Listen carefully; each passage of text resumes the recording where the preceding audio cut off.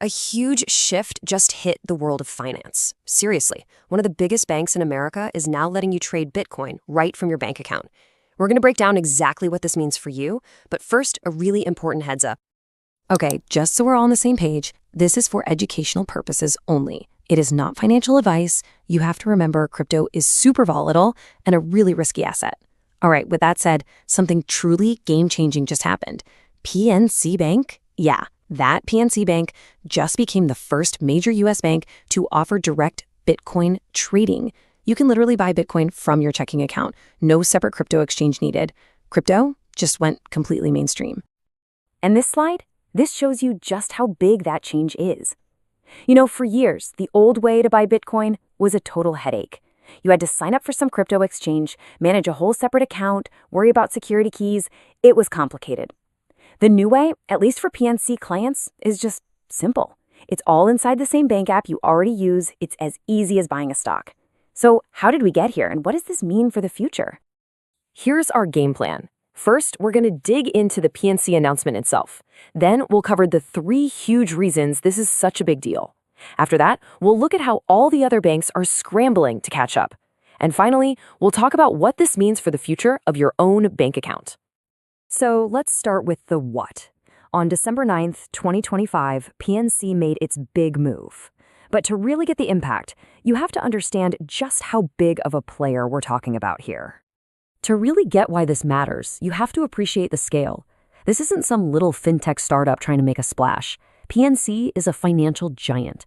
We're talking a market cap north of $77 billion, making it one of the top 10 biggest banks in the entire country. When an institution this size dives into crypto, it sends a massive signal to the rest of the industry. But, they didn't do it alone.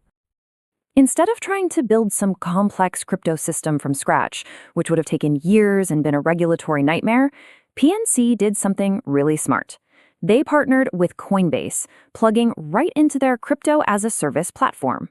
Think of it like this. Coinbase is handling all the complicated crypto plumbing in the background, so PNC can just focus on making it easy for their customers. And for the actual user, at least for now, PNC's wealthy private bank clients, the whole process is incredibly simple.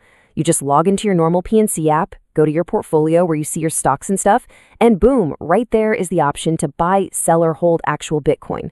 All that complexity is totally hidden. So why is this such a huge deal? All right, now for the so what. This one announcement really kicks off 3 massive shifts in the financial world. The first one, and maybe the most important, is legitimacy. I mean, for over a decade, the official line from big banks was that crypto was way too risky or even a scam, and now one of those same banks is offering it to their richest, most important clients. That is the very definition of an institutional stamp of approval. When your grandparents' bank starts offering Bitcoin, you know it's officially gone mainstream. The second big shift is all about convenience. Let's be real.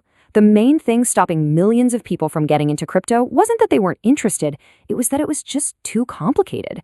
Setting up a new account on an exchange, worrying about security keys, wallets, it was all pretty intimidating. PNC just erased all that friction for its customers.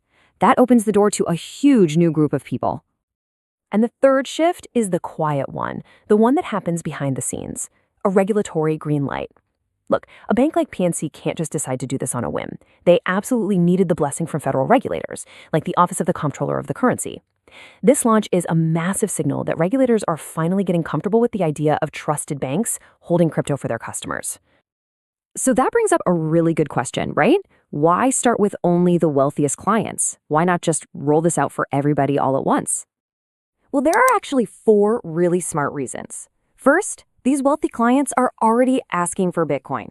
Second, this makes it way simpler for them to get it. Third, it's just more profitable for the bank. And fourth, and this is key, it lets them do a controlled test. PNC can work out all the kinks with a smaller group before they launch it to the general public, which they plan to do in mid-2026. So, with PNC breaking the ice, what happens next? Well, now the race to catch up begins. How are PNC's biggest competitors going to respond to this? This table lays out the whole competitive scene perfectly.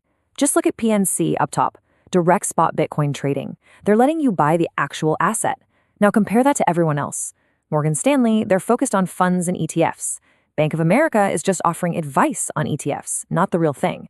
And JPMorgan, they're way more focused on the back-end stuff for institutions, not for individual clients.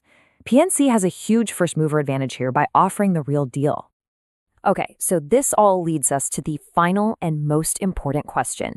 What does all of this mean for the future of your bank account? Just look at this timeline. It shows you how incredibly fast crypto is being adopted. It really kicked off with the approval of Bitcoin ETFs back in January 2024. Now, not even 2 years later, a major bank is offering you the actual asset. The next big steps are the retail rollout in mid-2026, and you can bet other banks will be right behind them. By 2027, buying Bitcoin at your bank could feel as normal as opening a savings account. But before we get too carried away, let's be absolutely crystal clear about the risks here. This whole thing is about making access easier. It is not a recommendation to buy Bitcoin. When this does roll out to everyone, you can probably expect fees around 1 or 2%. And the fundamental risks haven't changed a bit. Bitcoin is wildly volatile and could lose all its value. And the most important thing on this slide by far is the last point. Unlike the cash in your bank account, your crypto is not FDIC insured. If it's gone, it's gone. So what's the big takeaway here? It's this. PNC basically made crypto boring. And that's the best thing that could have happened to it. For so long, Bitcoin was seen as this rebellion against the old financial system. But when a bank like PNC just treats it like another investment you can have in your portfolio, well, it's not a rebellion anymore. It's infrastructure. And that's the bottom line on this historic shift. If you want to keep leveling up your brain on the big trends shaping our world, make sure you subscribe. We'll catch you in the next explainer.